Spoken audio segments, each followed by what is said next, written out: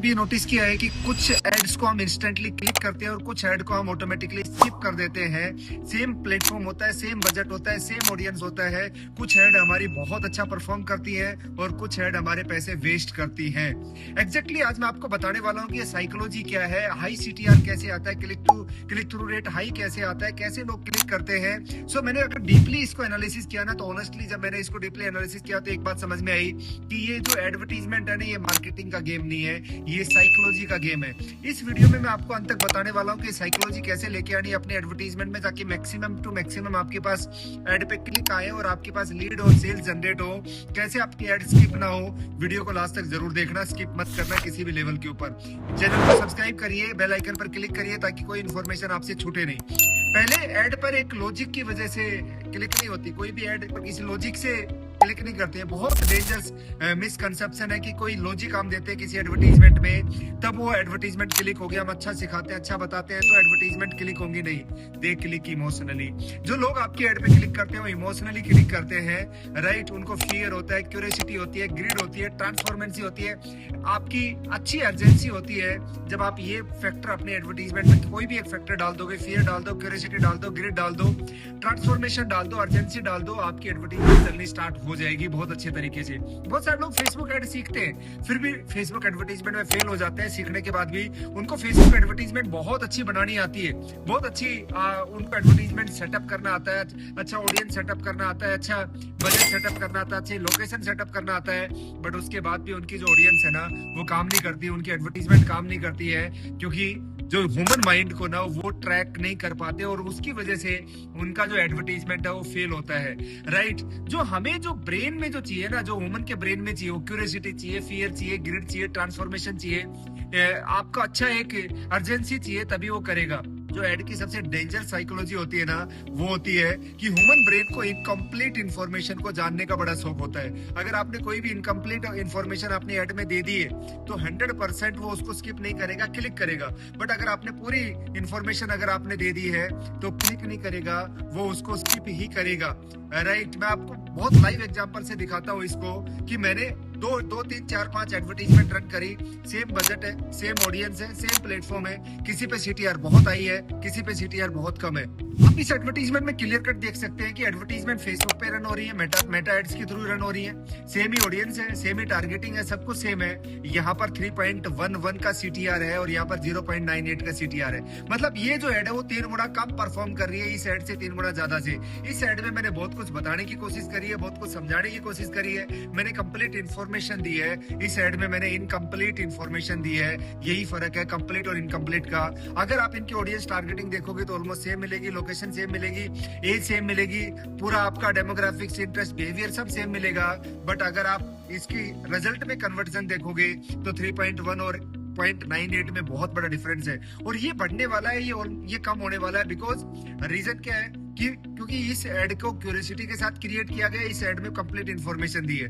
फर्क कहां पर है? फर्क है आपका एड क्रिएटिव के अंदर, कि आपने एड क्रिएटिव कैसा लगाया, एड क्रिएटिव के अंदर आपकी इन्फॉर्मेशन क्या है, आपकी चीज क्या है, वो बहुत बड़ा मैटर करता है। जो आपकी एड है ना, वो बहुत अच्छे से क्यूरियोसिटी के साथ बढ़िए, पूरी इन्फॉर्मेशन मत दीजिए अपने एडवर्टीजमेंट के अंदर।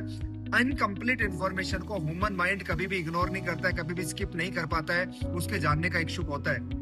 मिस्टेक है जो आपकी एडवर्टीजमेंट को बिल्कुल किल कर देती है।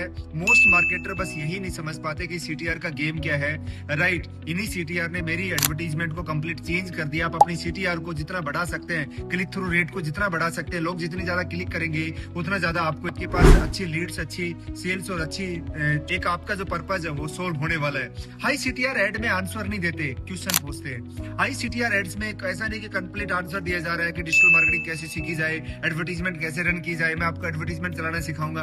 वहां पर क्वेश्चंस करवाए जाते हैं, क्वेश्चंस पूछे जाते हैं कि आप भी अपने बिजनेस को ऑनलाइन प्लेटफॉर्म के थ्रू लोगों तक पहुंचाना चाहते हो, क्या आप भी हाई सीटीआर एडवर्टीजमेंट रन करना चाहते हो, इस टाइप से क्वेश्चंस पूछे जाते हैं। और यहीं पर मार्केट में अगर आपने आंसर दे दिए तो फेल हो जाती है आपकी एडवर्टीजमेंट। सो यही गलतियां हैं जो मोस्ट बिजनेसेस जो आपके का जो एडवर्टीजमेंट है उसको फेल करने में गलतियां कर रही है, राइट। अब मैं आपको एक साइकोलॉजी और बता रहा हूँ, इसलिए इस वीडियो के एंड तक हर एक पार्ट में बहुत बड़ी वैल्यू है, इसलिए स्किप मत करना।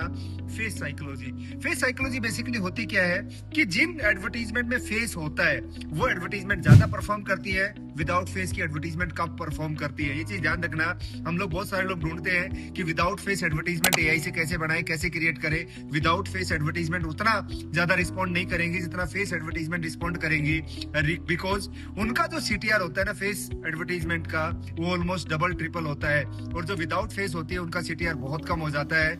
आपका जो एडवर्टीजमेंट है ना उसके अंदर जैसे मिस्टर बिस्ट हो गया या कोई भी बड़ा आप यूट्यूबर ले लो, कोई भी बड़ा एडवर्टीजमेंट ले लो, एडवर्टाइजर ले लो, वो अपना फेस वहां पर लेके आता है, अपनी चीजें वहां पर लेके आता है, तभी उनकी एडवर्टीजमेंट रन होती है। ह्यूमन ब्रेन नेचुरली फेसेस को डिटेक्ट करता है। जब मैं आपसे बात कर रहा हूँ ना आपकी आई में आई कांटेक्ट करके, तो ऑलरेडी आप मेरे साथ कनेक्ट हो जाते हो, और ह्यूमन ब्रेन यही नेचुरली जो होता है ना फेसेस को डिटेक्ट करके आपके एडवर्टीजमेंट्स को और बेटर बनेगी। तो इसलिए स्पेशली आपका आई कांटेक्ट बहुत अच्छा होना चाहिए, आपके एडवर्टीजमेंट में इमोशनल होने चाहिए, सरप्राइज होना चाहिए, फियर होना चाहिए, अर्जेंसी होनी चाहिए, तभी आपकी एडवर्टीजमेंट अच्छे से काम करेगी।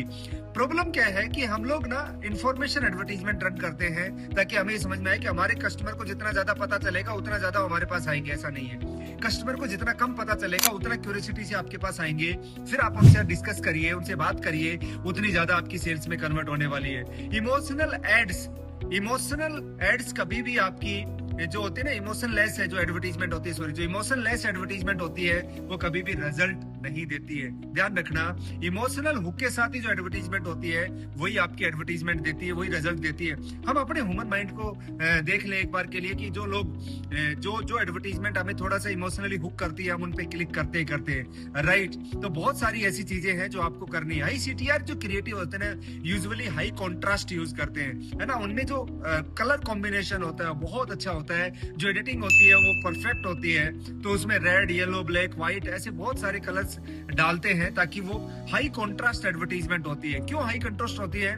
बिकॉज जो ब्रेन होता है ना वो कॉन्ट्रास्ट कलर को, जब उसको ब्रेन पे कलर जाते हैं तो स्किप नहीं करता, वो स्क्रॉल नहीं करता, वो उसको पूरा देखने की कोशिश करता है, पूरा देखने की, उसको समझने की कोशिश करता है। तो bright objective on dark background आपको ये बनाना चाहिए कि हमेशा डार्क बैकग्राउंड पे एक ब्राइट ऑब्जेक्टिव के साथ में या ब्राइट फेस के साथ में आप ये एडवर्टीजमेंट्स क्रिएट करिए। एड्स का गोल जो होता है ना ब्यूटीफुल लगना नहीं होता, एड्स का गोल होता है अटेंशन ग्रैब करना। जितने ज्यादा आप अटेंशन ग्रैब कर पाओगे उतना ज्यादा आपको जो एडवर्टीजमेंट है वो बहुत अच्छा रिजल्ट देने वाली है।